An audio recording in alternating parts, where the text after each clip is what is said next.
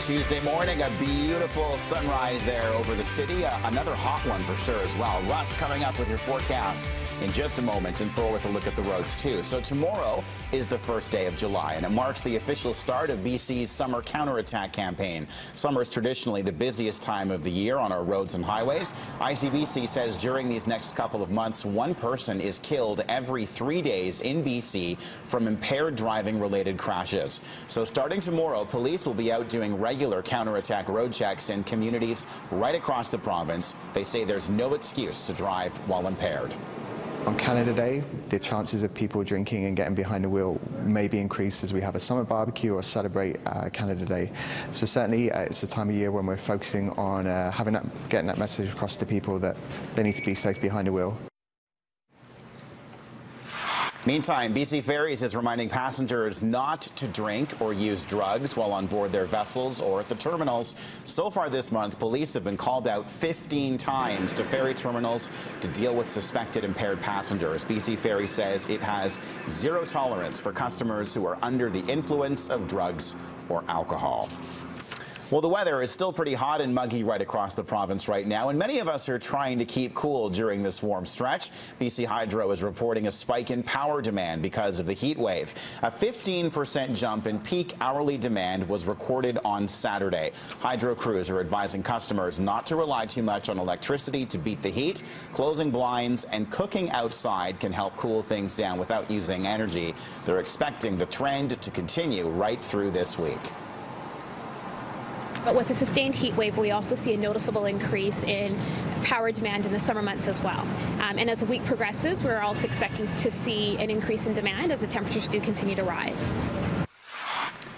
Fire crews battled a small brush fire off No. 5 Road in Richmond yesterday morning. Thankfully, the flames were put out fairly quickly before there was any severe damage to nearby homes. With such hot and dry conditions across the province right now, fire officials are warning landowners to get rid of any combustible materials they may have on their property. Fires at this time of the year are very dangerous. If people can, they should create a barrier around their home of non-combustible issues. It's a great time to get out and clean away any combustible products around your home. Other things you can do is make sure that you keep your plants well watered, make sure that you have an opportunity to actually stop a fire before it gets to your home.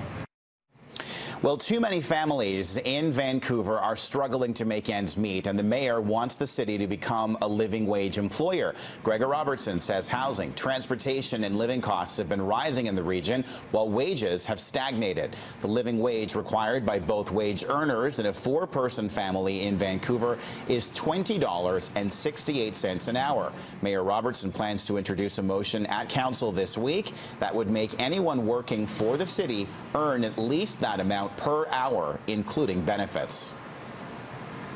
The experience in New Westminster has been there's a very modest impact, and they did this several years ago and showed leadership in that way. They can manage that without a significant tax impact of any sort, as far as I know, and I'm optimistic we'll be able to do the same here. Overseas, Greece's finance minister confirms the country will not make today's deadline to pay 1.8 billion euros to the International Monetary Fund. Greeks are now into their second day of being restricted on withdrawing money from banks and ATMs. The Prime Minister of Greece is encouraging people to vote no on Sunday. The country is holding a referendum the PM insists will strengthen Greece's negotiating hand in dealing with the country's creditors. Despite the non-payment, German Chancellor Angela Merkel says the door is still open for talks.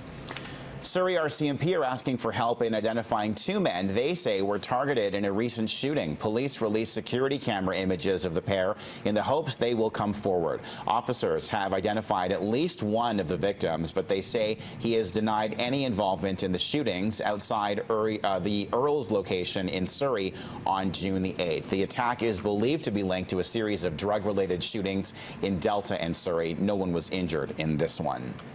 Richmond RCMP have finally made an arrest and laid charges in the case of a fake gold scheme. The case came to light back in March. 44-year-old Bao Sheng Zhang has been charged with fraud. He's accused of posing as someone in the construction industry who unearths a treasure trove of gold ingots and Buddha figurines along with an ancient will. As part of the scheme, the gold was allowed to be tested, but a sample of authentic gold was allegedly switched before testing. 3 people were cheated out of their money. 2 men have recorded themselves on video illegally climbing the Trump Tower development in downtown Vancouver. A video posted online shows them jumping over the fence and climbing the scaffolding late at night. It's dated April 27th, but has only recently surfaced on social media. The tower on Georgia Street is still being constructed and will stand at 63 stories when it's finished next year. Vancouver police say the men could face criminal charges if they're identified. That takes some guts. If I'm going to sneak in somewhere, it's going to be into the buffet line when I don't have VIP status or something. It's not now going to be you're talking.